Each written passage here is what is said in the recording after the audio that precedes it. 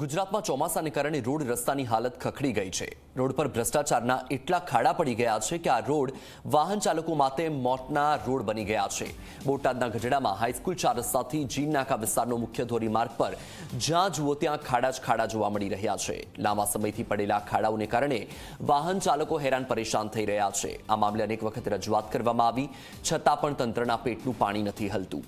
બોટાદનું ગઢડા શહેર સ્વામિનારાયણ સંપ્રદાય માટે મહત્વનું યાત્રાધામ છે। દેશ અને દુનિયામાંથી ભગવાન સ્વામિનારાયણના ભક્તો અહીં દર્શન માટે આવતા હોય છે, પરંતુ અહીં રોડની જે દુર્દશા છે તેને જોઈને તેઓ નારાજ થાય છે।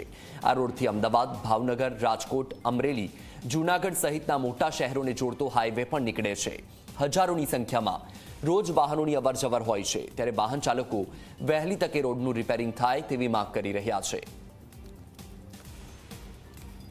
અમારી માંગ તો એવી છે કે તાત્કાલિક રિપેર થાય અને જો રસ્તાની વાત કરવામાં આવે તો અહીંયા અમે જે બધા રાહદારીઓ પસાર થઈને જો ગાડીમાં લીધે 1 ફૂટનો જમ્પ લઈને જતા હોય એવું લાગે છે, કેમ કે ફૂટ 1.5 ફૂટના ખાડા પડી ગયા છે અને એ રિપેરિંગ કરવામાં આવતા નથી અને જો વારંવાર અકસ્માતની ઘટનાઓ વારંવાર અહીંયા બને છે।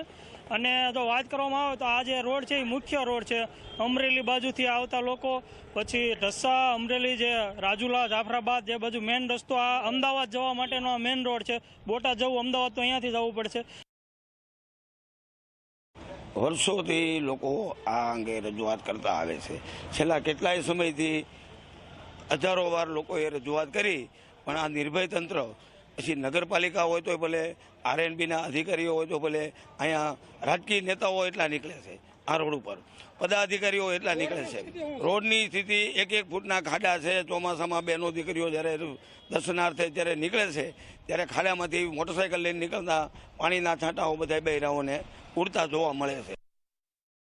ગઢડામાં જ્યાં મેઇન રોડ થયો, બોટાદ રોડ, જે બોટાદ રોડના ગેટથી તે સામાકાંઠા 4 રસ્તા સુધી રોડ થયા પછી એક પણ વખત રિપેર થયો નથી।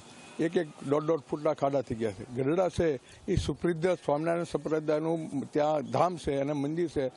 સાળંગપુર માણસો દર્શન આવે, પાળિયાદ દર્શન આવે, ભીમનાથ આવે અને બધા ગઢડા પોતાના વાહનો લઈને દર્શન કરવા આવે, પણ મસ્ત મોટા ખાડાના હિસાબે મોટા અકસ્માતો ક્યારેક થઈ જશે। સ્વામિનારાયણ સંપ્રદાયનું મુખ્ય તીર્થધામ એટલે કે ગઢડા, અને ગઢડા શહેરમાં હાલ જી મીડિયાની ટીમ આવી પહોંચી છે। ગઢડા શહેરના જે મુખ્ય જે રોડ અને રસ્તાઓ છે તેની હાલત અતિ બિસ્માર જોવા મળી રહી છે। જે પ્રમાણેના આપ આ દ્રશ્ય જોઈ રહ્યા છો કે આ ગઢડા શહેરનો મુખ્ય રોડ છે, જે રોડ સરકારી હાઈસ્કૂલથી સામાકાંઠા વિસ્તાર સુધી એટલે કે અંદાજિત 2 થી 3 કિલોમીટર સુધીનો આ રોડ ઉપર જ્યાં જુઓ ત્યાં મસ્ત મોટા ખાડાઓ પડ્યા છે, જેનાથી વાહન ચાલકોને ભારે હાલાકી પડી રહી છે।